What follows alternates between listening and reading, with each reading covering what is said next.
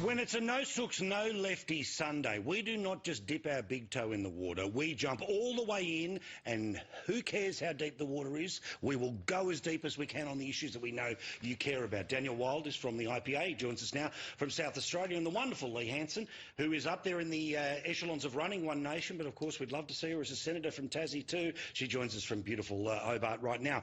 Hello, one and all. Hopefully you've had a wonderful weekend. So, Daniel, you, of course, ran for the Libs at the last federal election. You've seen what's happened since. What did you think of those very early tentative steps of a reintroduction, particularly on Friday when more eyes were on it than the news of Saturday or Sunday night?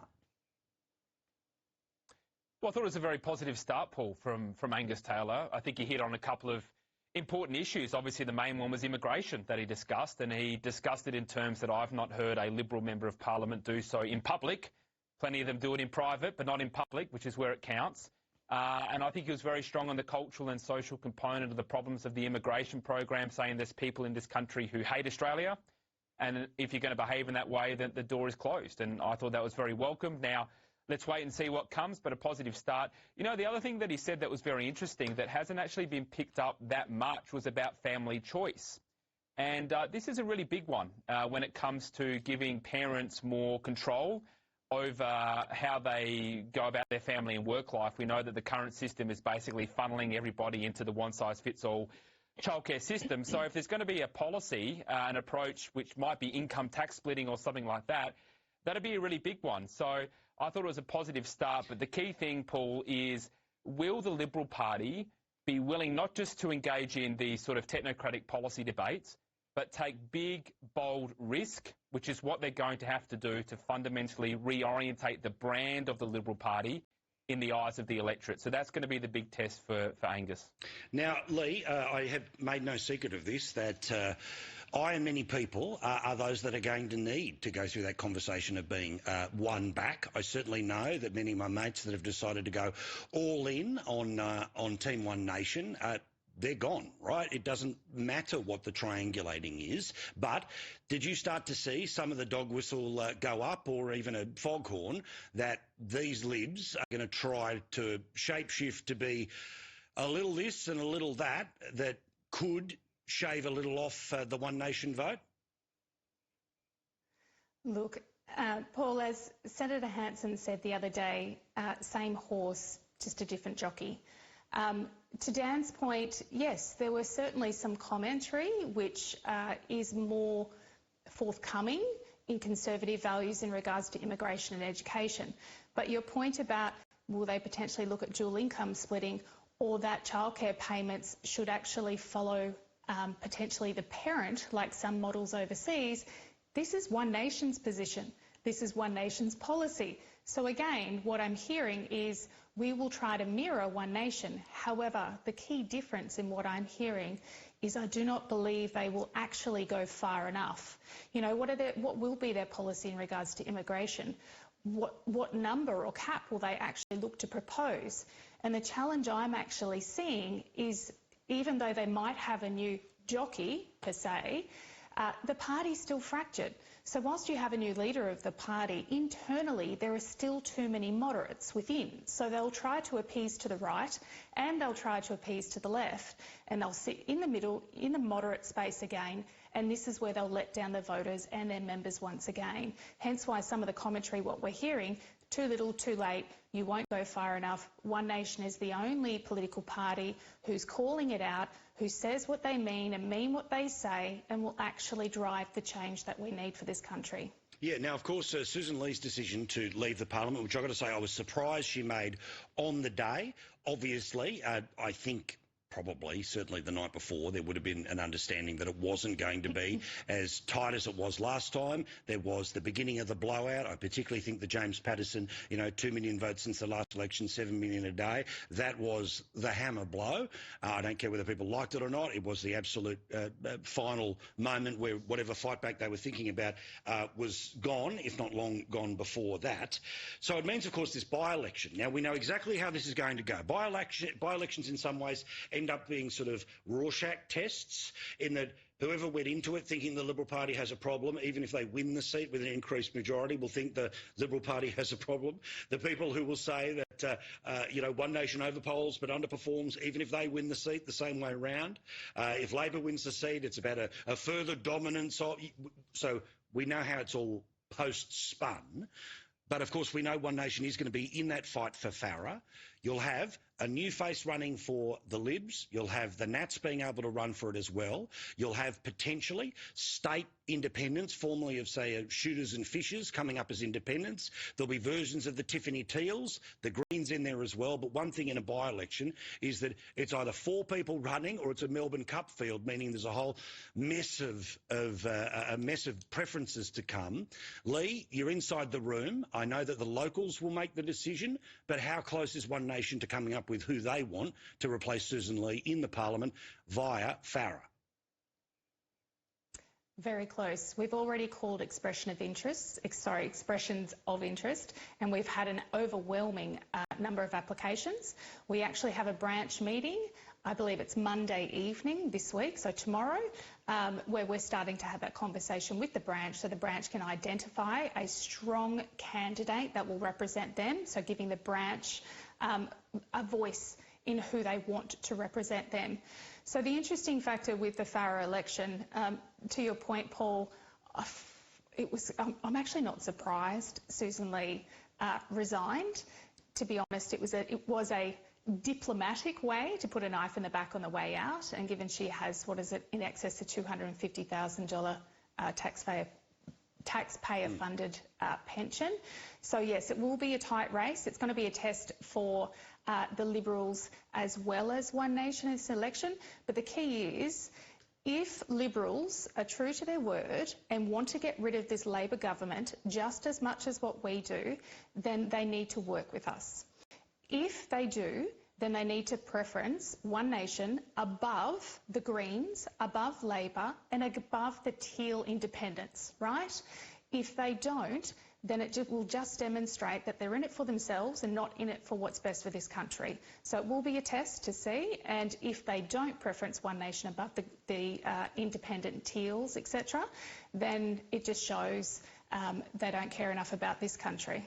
Yeah, Daniel, we'll wait and see. Obviously the ability to put One Nation higher in preferences, like outright number 2, is going to be a lot easier in a by-election in a regional area, as opposed to the national decision, which has different consequences or can be weaponised in different ways. Again, I don't care. Why? Because Labor is only in the parliament because of the Greens. Even when they were winning as thumpingly as they did in the end, they weren't winning an awful lot on primary, so preferences always matter.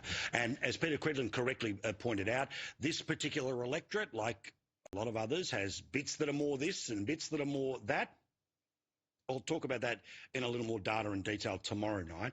But your thoughts here about the type of person the Liberal Party has to serve up? Because, of course, Susan Lee, whether they were in government or out of government, has been there since 2001. Yeah, that's right. Look, it's got to be a real person who understands the area but can also grasp the moment that we're in as a nation. So they have to be able to do two things, and I think your analysis was spot on. There's going to be, every man and his dog's going to be running in this one, and I'm really looking forward to it because it's a test for both the Liberal Party and One Nation, and they're not both going to win this one. And so I think for One Nation, the interesting thing will be how many people do they get out on the booths, because when you're talking about the brass knuckles of politics and preferencing, the preferencing is only as good as your ability to get it into people's hands or in people's heads or their phones when they walk into the booth. So that's going to be interesting to see the capacity of One Nation to build up people that are enthusiastically getting out to man the booths. And I think for the Liberal Party, well, they're the incumbent. The expectation is that they will hold the seat. So I think it's an opportunity for Angus to get out there. I think sometimes there's a tendency of leaders to shy away from by-elections because obviously if it goes bad, then, you're blamed as the leader. But this is really a fantastic opportunity because the eyes of the nation will be on it. So it's going to be sort of a de facto platform for battling out some of these big national issues. So I'm, as a political tragic, really looking forward to it. But, either Liberals will do well or One Nation will do well, and it's going to help, I think, set the narrative for the rest of the year. Yeah, well, that Aston by-election, where, of course, the Libs ended up going in the wrong direction when it came to who the candidate was, this was an early electoral sign. It was, of course, the Liberal Party losing a seat after the 2022 election. Of course, as history will tell all of us, that generally speaking, it's governments who go backwards post-elections, not opposition. So we'll all see what happens. All right, now let's talk about a piece that Paul Kelly wrote over the weekend where he was talking about social cohesion. Now, this has become a very sort of comfortable term to discuss how we get along.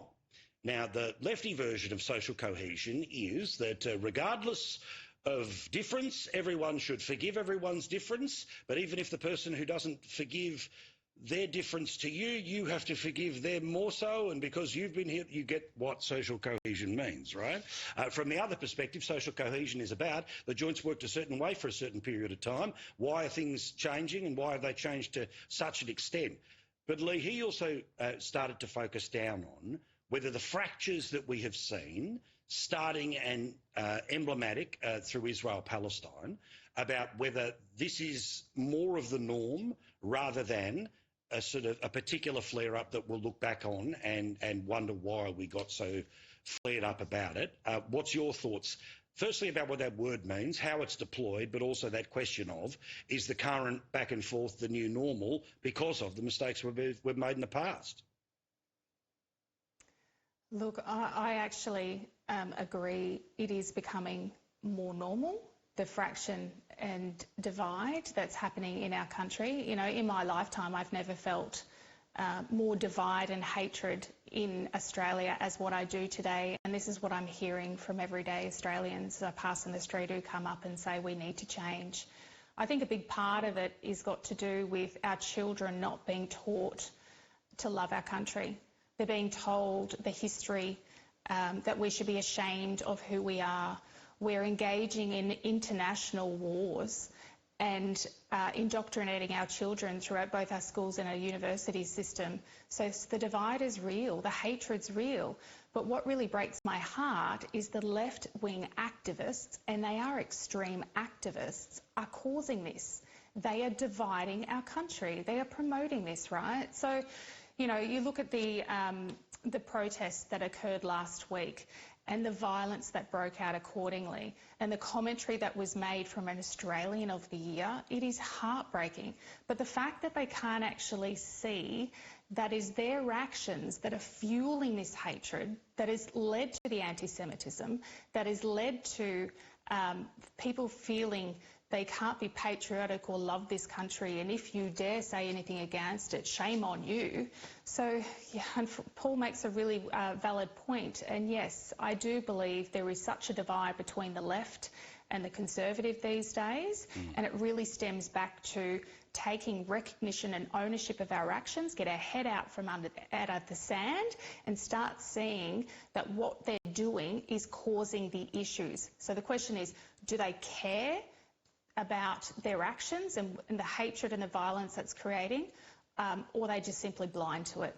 I'm not quite sure. Daniel, your thoughts on this thesis that the current rifts may well end up becoming, well, certainly short-term permanent?